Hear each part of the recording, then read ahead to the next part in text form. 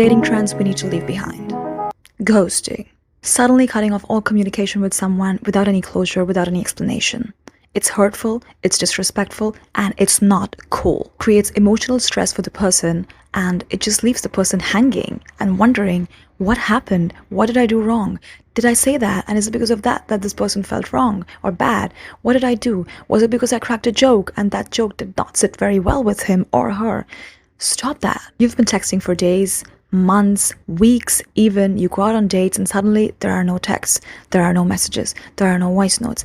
All the messages go unanswered. All the voicemails just stay on voicemails. There is no communication. There's just nada. They stop replying to you, they block you, or they just vanish entirely. A healthier alternative could be you reply to them, you text them, you send a clear message of how you're feeling. For example, hey, I had a great time getting to know you. You are an amazing person, but it's not something that I'm looking for right now.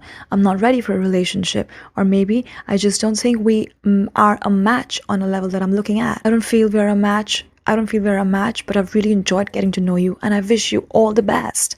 As simple as that. Love bombing. Showering the person with gifts, with praise, with so much love that suddenly, only after some time, to pull back, to not show that love, to leave the person wondering what happened. He or she started off sending me all these beautiful messages, making all these grand gestures, and now there's nothing. Did the interest die out? Did he or she lose interest in me? Did he or she change his mind? Am I not worthy enough to get that person's respect again? Well, you are always worthy. Your worth is never going to be dependent on how the other person treats you.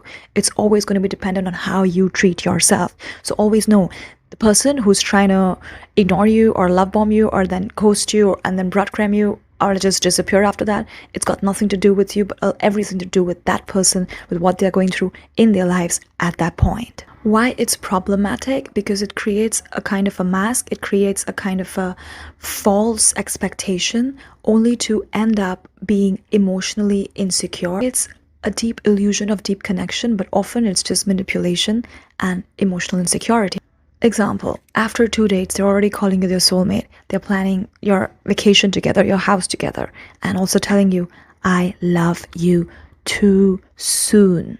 Build connections at a normal pace, at a slow pace. Take your time to get to know the person. Take your time to get to evolve with the person. Take your time to define those goals, which are short-term or long-term. Make sure your actions align with your long-term intentions. Situationships without clarity. A relationship which lacks clarity. A relationship which is not serious, but not even casual. Somewhere in between serious and casual, but there is no clarity. So technically you're not even in a relationship because no one's admitted. No one wants to give labels. No one wants to commit. No one wants to be there, leading to a lot of confusion and hurt. Why it's problematic? Because without clarity, one of the other person ends up feeling hurt, ends up having expectations which they do not know if they should be having, often end up being invested more than they should, because they don't know what's happening. Example, you've been talking for months, you've been going out for months, you've been having a casual thing for months, and they always ignore the questions of, hey, what are we? They run around when the conversation pops up of, hey, what are we? Can we define what we are? Am I exclusive? Are we exclusive? Every time this conversation pops up, they run away. Healthier alternative, set intentions early on and clear. Have a conversation, simple questions. Hey, I really enjoy my time with you. I love being with you. Can we have a conversation on what is it that you are looking for? Breadcrumbing, sending sporadic likes or messages, sending sporadic interests of signs like messages, texts, constant likes on your story, constant likes on your Instagram, your social media interaction, only to keep someone hooked without committing. Example, they only text you late at night. They only like your Instagram stories. They only like your Instagram posts. They send you vague messages like, hey, we should hang out sometime. But that sometime never really comes. Healthier alternative. If you are interested in someone, let them know. But if you're not interested in someone, don't waste their time. Just make it clear and let the other person also move on. Don't keep them hanging in this illusion. Don't keep someone as a backup option. Playing text games, deliberately taking that time taking too long or being very calculated in how much time I'm supposed to reply to this person, for hours, for weeks, for maybe even just 20 minutes, to just act as if you're not interested or act as if you're too cool. Why it's problematic? It just creates unnecessary disinterest, unnecessary drama, just undermines honest communication. Get a hey, and you take 24 hours to respond to that hey, or the person has sent you a nice message about how nice it was to hang out with you, and you take your calculated time of like 20 hours to respond back to that message because you want to not come across as too desperate if you text too soon. I think we all are busy. We all are doing a lot of things, but it really does not take a lot to just respond back to that message. Even if you're busy, just respond back saying that, hey, I'm busy right now, but I'll text you back later. Or if you're not busy, don't act busy. Just respond saying that I had a great time too. How is your day going? Effort is so attractive. Intentions are so attractive. Being honest and clear is the most attractive thing ever. Healthier alternative: respond when you are free, respond when you can, communicate openly. Tests or your interest in someone shouldn't feel like a game. It shouldn't be a game.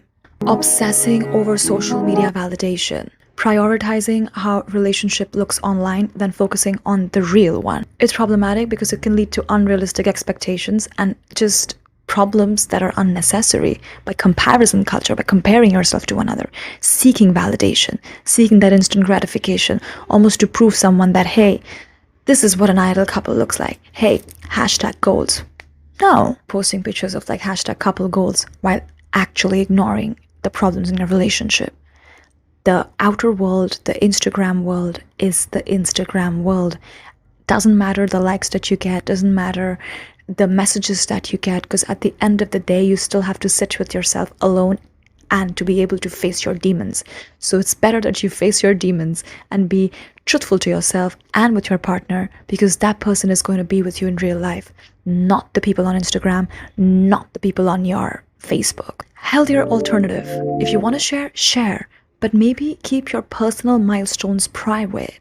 Prioritize emotional connection and security over online appearances. The chase mentality. Romanticizing chasing someone, romanticizing the thrill of going after someone than actually wanting to be that with that person. It's like scoring someone, right? I've scored a girl today, I've scored a guy today. The word itself is so wrong. The phrasing of it is also so wrong. Instead of winning someone, it should be about winning mutual effort or mutual respect. This kind of chasing culture or this kind of chasing game often leads to a power dynamic and one-sided situationships or one-sided relationships. Maybe the guy is just obsessed with you and he just wants to win you. He just wants to be with you because of how popular you are, how pretty you are, or just how funny you are.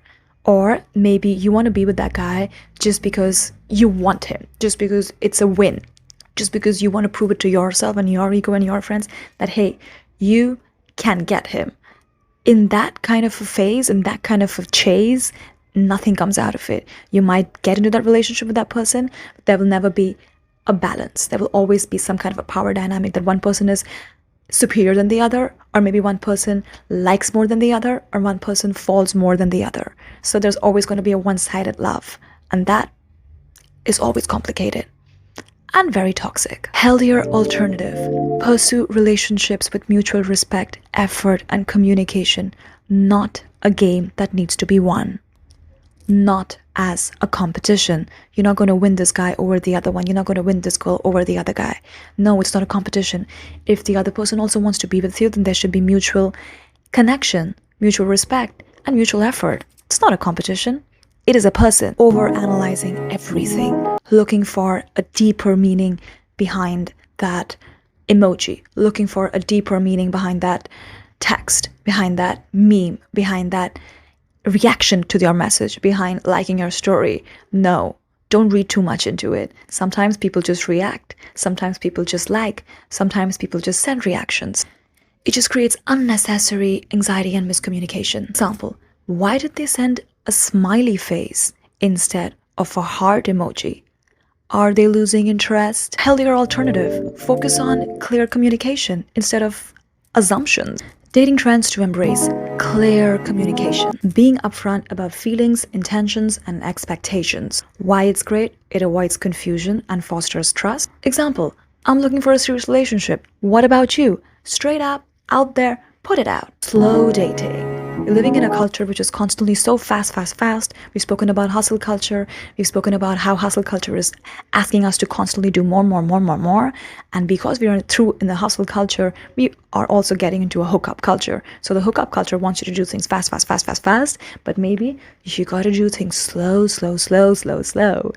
Take your time to get to know the person. Enjoy those phases of your relationship, or enjoy those getting to know phases as well. Rather than just rushing into a relationship, builds stronger and more authentic relationships. Instead of texting 24/7, you text rather when you have to text, and you go on those meaningful dates, or you go on those planned dates where you generally have removed time to go and get to know the person over a period of time. Healthy boundaries, respecting personal space, time, and emotional limits in a relationship. Why it's great? It promotes mutual respect and a balanced dynamic.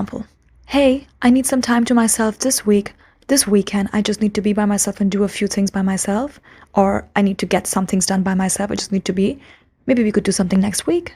Intentional dating. Dating with purpose and clear intention of your goals. Why it's great? Why it's great? It saves time and has a more matched perspective of your expectation, avoiding mismatched expectation. Example, I want something casual right now. Are you okay with that? Fun, low pressure dates, enjoying or planning things that are spontaneous, things that are not so traditional date kind of a setting. A date could be you going grocery shopping with that person. A date could be you going for a walk. A date could be you wanting to go to that painting class. Anything where you are spending time with the other person, taking time to get to know the other person, to be together, is a date. It does not have to be a traditional date setting. Go with the flow. Enjoy the moments. Why it's great? Because it helps people bond in a more stress-free and authentic way. Example, going for that trivia night, going for a karaoke night, going for a walk, going for a yoga class, DIY pizza night, instead of going to an expensive place for an expensive dinner. Prioritizing compatibility over looks, on shared values, goals, and emotional compatibility rather than superficial attraction. It leads to longer lasting, meaningful relationships. That's why it's great. Example, they're not usually my type, but we are having a great connection. I'm really enjoying spending time with him. I'm really enjoying getting to know him. Our values are still matched. We have amazing conversations, and we have similar life goals. Liberating singleness. Embracing the value and the time of being single as a time for self-reflection and personal growth. Why it's great? It fosters self-love and reduces dependence on relationships for happiness. Instead of swiping endlessly, I'm going to take time to focus on my hobbies and interests. The consent-first mindset. Prioritize or normalize asking for consent, whether it's about physical boundaries or just defining the relationship. Mindful swiping. Mindful swiping. Instead of swiping endlessly, be more intentional about your swiping. Be intentional about what kind of a match you want. Avoid having a burnout. Hybrid dating. We're living in a constant hybrid world where everything is online and offline. So how about you do that as well? Balance your dating with online interactions and with personal meetups, doing things in person. Because we know we all are busy. We all are doing so many things. So a hybrid dating kind of a concept really works because you have the balance and you have the person online and offline. But if dating, stop dating just because your friends are dating. Stop dating because your friends tell you, oh, you're still single. Stop dating to post that picture on social media. If you're dating to just show it to other people, to prove a point that you're desirable, to prove a point that you're not single and a cat lady, no. If you're dating for those reasons, then please don't date. But if dating, second during dates, when you are on a date with a person, make it normalized to just ask that person, hey, are you okay? Are you feeling comfortable?